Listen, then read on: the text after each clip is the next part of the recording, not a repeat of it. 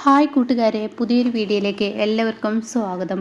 അങ്ങനെ ശബരി പുറത്ത് വന്ന് നോക്കുകയാണ് കേട്ടോ. ശബരി പുറത്ത് വരുമ്പോൾ ഒരാൾ വണ്ടിയിൽ നിന്ന് ഇറങ്ങി വരുന്നു. എന്നാൽ ആ ആളെ എവിടെയോ കണ്ടൊരു പരിചയമുണ്ട് കേട്ടോ. അപ്പോൾ ഉടൻ തന്നെ ശബരി ഇങ്ങനെ ആരാ എന്താന്നൊക്കെ ചോദിക്കുമ്പോഴേക്കും ദയ പുറത്ത് വരികയാണ് കേട്ടോ. അപ്പോൾ ശബരി പെട്ടെന്ന് ദയ വിളിക്കുന്നുണ്ട്. അങ്ങനെ ശബരി ചോദിക്കുകയാണ് ദയോട്, ഇത് ആരാണ് നിനക്കറിയുമെന്ന് ചോദിക്കുമ്പോൾ ദയ പറയണേ ഇല്ല, പക്ഷേ ഇയാളെ എവിടെയോ വെച്ച് കണ്ട ഒരു ഇതുണ്ടല്ലോ എന്നിങ്ങനെ ദയ പറയുന്നുണ്ട് കേട്ടോ. അപ്പോൾ ശബരിയും പറയണേ ഞാനും എവിടെയൊക്കെ വെച്ച് കണ്ടിട്ടുണ്ടല്ലോ എന്ന് ശബരിയും പറയുന്നുണ്ട് കേട്ടോ. ആ സമയം അതിലിങ്ങനെ പതിയെ പുറത്ത് വന്നിട്ട് ചോദിക്കുകയാണ്, അനന്തമാഷി ഇല്ല എവിടെ എന്ന് ചോദിക്കുക കേട്ടോ. അത് കേട്ട ഉടനെ തന്നെ ഇല്ല, അച്ഛൻ ബാങ്കിലോട്ട് പോയിരിക്കുകയാണ്, അച്ഛൻ ഇപ്പോൾ വരാമെന്ന് പറഞ്ഞിട്ടാണ് പോയത്. അല്ല നിങ്ങൾ ആരാ? ഞാൻ ആദിലാണെന്ന് പറയട്ടോ. അത് കേൾക്കുന്ന ഇവർക്ക് കറക്റ്റായി കേട്ടോ. രഘുവേട്ടൻ്റെ കടയിൽ വന്ന ആദിലും എന്നുള്ളത് ഇവരിങ്ങനെ ചിന്തിച്ച് പോവുകയാണ് കേട്ടോ. അപ്പോൾ ഉടൻ തന്നെ അകത്തോട്ട് കയറിയിരിക്കും. വേണ്ട, ഞാനിവിടെ നിന്നോളാം, അനന്തമാഷി എപ്പോഴെത്തുമെന്ന് വിളിച്ച് ചോദിക്കട്ടെ എന്ന് പറഞ്ഞിട്ട് അവർ പോവാണ് കേട്ടോ. അപ്പോഴേക്കും ദയ പറയണം, ശബരിയേട്ട അയാളെ നമ്മൾ എവിടെ വെച്ച് കണ്ടൊരു പരിചയമുണ്ടല്ലോ, വേറെ എവിടെയോ വെച്ച് കണ്ടിട്ടുണ്ട്, ശബരിയേട്ട ഒന്ന് ഓർത്ത് നോക്ക്, ഒന്ന് ഓർത്ത് നോക്ക് എന്നിങ്ങനെ വീണ്ടും പറയുമ്പോൾ ആടോ എനിക്കും ഓർമ്മയിലുണ്ട്, ഇതെന്തൊക്കെയോ ഒരു ചുറ്റിക്കളി ഉള്ളതുപോലെ, നീ സംശയിച്ചതുപോലെ നമ്മളിൽ നിന്ന് എല്ലാവരും എല്ലാ സത്യങ്ങളും മറച്ചു വെക്കുകയാണോ, എന്തോ ഒരു ആരും അറിയാത്തൊരു സത്യം ഇവിടെ കിടപ്പുണ്ട് എന്നിങ്ങനെ ശബരിയും പറയാനായിട്ട്. അങ്ങനെ അനന്തമാഷിനെ ഇങ്ങനെ വിളിക്കുന്ന ആ ഒരു രംഗമൊക്കെ ഉണ്ട് കേട്ടോ. അവിടുന്ന് കുറച്ച് നിമിഷങ്ങൾ കഴിയുമ്പോഴേക്കും മാഷി വരുന്ന ആ ഒരു രംഗമാണ്. മാഷിനെ കാണുന്ന ഇവർ ഒളിഞ്ഞു നിന്ന് നോക്കണം മാഷ് എന്താ കാണിക്കുന്നതെന്ന്. അങ്ങനെ മാഷ് എന്തൊക്കെയോ ഇങ്ങനെ ആദിലിനോട് സംസാരിക്കുന്നുണ്ട് കേട്ടോ. ആ സമയം ആദിൽ ശരി ആയിക്കോട്ടെ എന്നും പറഞ്ഞിട്ട് ആദിൽ ഓ ആയിക്കോട്ടെ എന്ന് പറഞ്ഞിട്ട് പിന്നീട് തൻ്റെ ബാഗിൽ നിന്നും 1,00,000 രൂപ എടുത്ത് കൊടുക്കുന്ന കേട്ടോ. എന്നിട്ട് മാഷ് പറയുന്നുണ്ട്, അതിലെ കുറേശ്ശെയായിട്ട് നിനക്ക് പൈസ തരാം, ഇത് കയ്യിൽ വെച്ചേക്ക് എന്ന് പറയുന്നുണ്ട് കേട്ടോ. എൻ്റെ മക്കൾ ചെയ്തതിന് ഇത് കയ്യിൽ വെച്ചേക്ക് എന്ന് പറയുന്നുണ്ട് കേട്ടോ. എന്നാൽ ഈ സമയം ദയാണെങ്കിലോ ഇവിടെ സത്യത്തിൽ എന്താണ് സംഭവിക്കുന്നത്, എന്തിനാണ് അച്ഛൻ അയാൾക്ക് പണം കൊടുക്കുന്നത്? അപ്പോൾ ഉടനെ തന്നെ ശബരി പറയുന്നുണ്ടാവും, അത് ഇനിയിപ്പോൾ അനന്തമാഷ് വേറെന്തെങ്കിലും ഇടപാടുകൾ ഉണ്ടോ എന്ന് പറയാൻ പറ്റത്തില്ലല്ലോ, അതുകൊണ്ടായിരിക്കുമോ എന്ന് പറയുന്നുണ്ട് കേട്ടോ.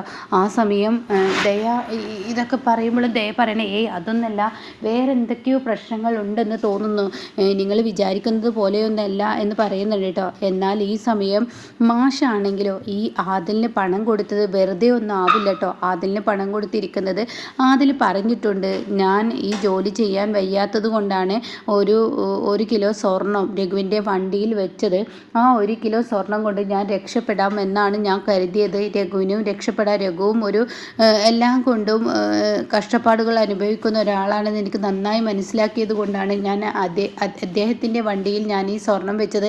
എന്നിട്ട് പാതി ഞാനും പാതി അയാളും എടുക്കാം എന്നൊക്കെയാണ് കരുതിയത്. പക്ഷേ ഞാൻ പുറത്തിറങ്ങി എൻ്റെ അസുഖം മാറി ഞാൻ വന്നപ്പോഴേക്കും പാതി പോയിട്ട് അവന് ഒരു ദേഷ്യം പോലും എനിക്ക് തരാൻ തയ്യാറാവുന്നില്ല.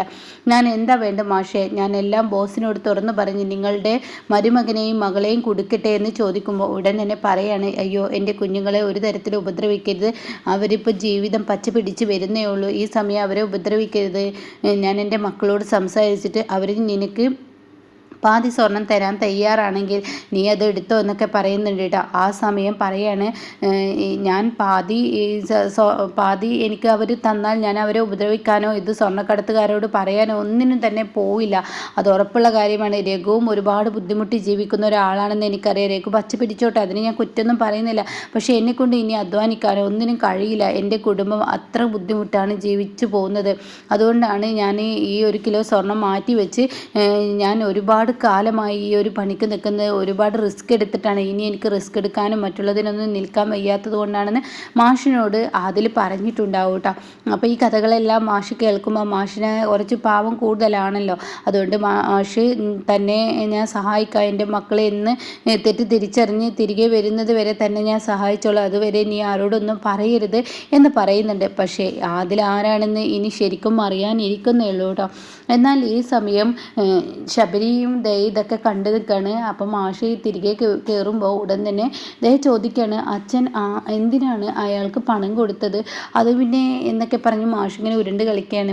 എന്നിട്ട് അല്ല അതാരാ വന്നത്? അത് ഞാൻ പഠിപ്പിച്ച ഒരു ശിഷ്യനാണ്, ആദിലാണോ എന്ന് ചോദിക്കാനായിട്ട്. അത് കേൾക്കുന്ന മാഷ് പിന്നീട് അവിടെ മറച്ചു വെക്കാൻ കഴിയില്ലല്ലോ, ആദിൽ തന്നെ എന്ന് പറയാനായിട്ട്. എന്തിനാണ് അയാൾക്ക് പണം കൊടുത്തത്? അവൻ്റെ കുടുംബത്തിൽ എന്തൊക്കെ പ്രശ്നങ്ങളുണ്ടെന്നോ, അപ്പോൾ കുറച്ച് പണം കടമായി വേണമെന്ന് പറഞ്ഞപ്പോൾ എനിക്ക് ഇങ്ങനെ ഇല്ലെന്ന് പറയാൻ കഴിയും, ഞാൻ പഠിപ്പിച്ച മക്കളല്ലേ, അതുകൊണ്ട് തന്നെ ഞാൻ അവന് പണം കൊടുക്കുക എന്നുള്ളത് ഞാൻ അവന് അങ്ങ് വാക്ക് കൊടുത്തു എന്ന് പറയണം കേട്ടോ. ഈ സമയം ദയാണെങ്കിലോ ശബരിയെ ഇങ്ങനെ നോക്കുന്നുണ്ട് കേട്ടോ.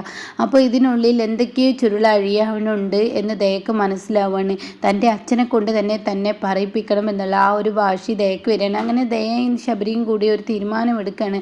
അത് ആദിൽ എന്ന് പറയുന്നവന് ആ സ്വർണ്ണക്കടത്തുകാരല്ലേ ഉണ്ടായിരുന്ന ആ ആളല്ലേ എന്നുള്ള ആ ഒരു തീരുമാനം എത്തുമ്പോൾ അത് മാഷിനെ കൊണ്ട് പറയിപ്പിക്കണം എന്നുള്ള വാശി തന്നെ ആവാണ് കേട്ടോ. എന്നാൽ മഞ്ചാടിയാണെങ്കിലോ കോളേജിലോട്ട് വീണ്ടും തിരികെ പോവാണ്.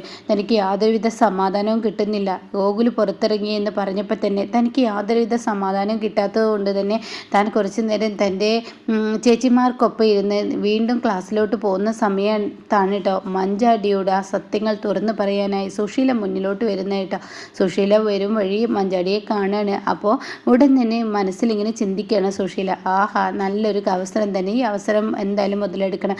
മാഷിൻ്റെ മക്കളൊക്കെ മാഷിന് നേരെ തിരിയണം, എങ്കിൽ മാത്രമാണ് എനിക്കും സ്വസ്ഥമായി ജീവിക്കാൻ കഴിയുള്ളൂ. അതുകൊണ്ട് തന്നെ മാഷിൻ്റെ മക്കൾ മാഷിനെ വെറുക്കണം, എല്ലാവരും ഒറ്റപ്പെട്ടു പോകണം. മാഷ് എന്ന വൃത്തികെട്ടവൻ അങ്ങേരുടെ ആ സ്വഭാവം മക്കളെ അറിയട്ടെ എന്ന് കരുതി മഞ്ചാടി എന്ന് പറഞ്ഞ് വിളിക്കരുത്. അപ്പോഴേക്കും മഞ്ചാടി പറയുകയാണെങ്കിൽ നിങ്ങളെന്തിനാ എന്നെ വിളിക്കുന്നത്, നിങ്ങളുടെ വാക്കുകളൊന്നും എനിക്ക് കേൾക്കണ്ട. അയ്യോ മഞ്ചാടി അങ്ങനെയൊന്നും പറഞ്ഞു പോവില്ലേ, ഞങ്ങൾക്ക് പറയാനുള്ളത് നീയൊന്ന് കേൾക്കെന്ന് എനിക്ക് പറയാനുള്ളത് നീയൊന്ന് കേൾക്കെന്ന് പറയുമ്പോൾ എനിക്കൊന്നും കേൾക്കണ്ട.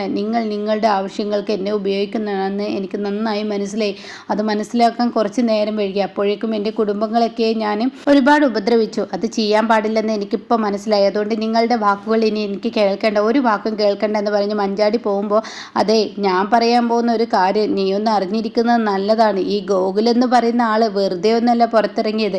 അത് കേൾക്കുന്ന മഞ്ചാടി അവിടെ ഒന്ന് നിന്ന് പോവാണ് കേട്ടോ. എന്നിട്ട് മഞ്ചാടി പറയാണ്, ഈ ഗോകുൽ എന്ന ആൾ വെറുതെ ഒന്നല്ല പുറത്തിറങ്ങിയത്. ഈ ഗോകുൽ എന്ന ആളെ ഇറക്കിയത് നിൻ്റെ അച്ഛൻ, അതായത് ആ വാദ്യരില്ലേ നിൻ്റെ തന്ത അനന്തം മാഷ്, അയാളാണെന്ന് പറയട്ടോ. ഇത് കേൾക്കുന്ന മഞ്ചാടിക്ക് അവിടെ സ്റ്റെക്കായി നിൽക്കേണ്ട അവസ്ഥ വരികയാണ്. തനിക്ക് അവിടെ നിന്നും ചലിക്കാൻ കഴിയുന്നില്ല. ആ ഒരു അവസ്ഥ മഞ്ചാടിക്ക് വരികയാണ്. അങ്ങനെ മഞ്ചാടി എന്താ നിങ്ങൾ പറഞ്ഞത്? അതെ, ഈ വാദ്യർ എന്ന് പറയുന്ന ആളുണ്ടല്ലോ, ഈ വാദ്യരാണ് ഈ ഗോകുലിനെ പുറത്തിറക്കിയത്. ഗോകുലിൻ്റെ അച്ഛനും അമ്മയും ഒരുപാട് തവണ പറഞ്ഞിട്ടും ഗോകുൽ പുറത്തിറങ്ങാതിരുന്നപ്പോൾ നിൻ്റെ അച്ഛൻ ഗോകുലിനെ സെല്ലിൽ പോയി കാണുകയും ജാമ്യത്തിനുള്ള പടലാസുകൾ നീക്കുകയൊക്കെ ചെയ്തത് നിൻ്റെ അച്ഛനാണെന്ന് പറയട്ടോ. ഇത് കേൾക്കുന്നതിനോട് കൂടി മഞ്ചാടി പറയണത് വെറുതെ വായിൽ തോന്നിയത് ഓരോന്ന് വിളിച്ച് പറഞ്ഞു തരുത്. എൻ്റെ അച്ഛൻ ഒരിക്കലും അങ്ങനെ ചെയ്യില്ല, എന്നെ വിഷമിപ്പിക്കുന്ന ഒരു കാര്യവും ചെയ്യില്ല. ഇത് നീ ഒന്ന് അന്വേഷിച്ച് നോക്ക്, ആരാണ് ഗോകുലിനെ പുറത്തിറക്കിയതെന്നോ ആര് പറഞ്ഞിട്ടാണ് ഗോകുൽ ഇറങ്ങിയതെന്നും നീ ഒന്ന് നിൻ്റെ അച്ഛനോട് തന്നെ പോയി ചോദിക്ക്. കള്ളങ്ങളൊന്നും ചെയ്യാത്ത മനുഷ്യനല്ലേ നിൻ്റെ അച്ഛൻ, ആ മനുഷ്യനോട് ചോദിക്കുക, അപ്പോൾ അത് പറഞ്ഞു തരും എന്നൊക്കെ ഇങ്ങനെ പറയുന്നുണ്ട് കേട്ടോ.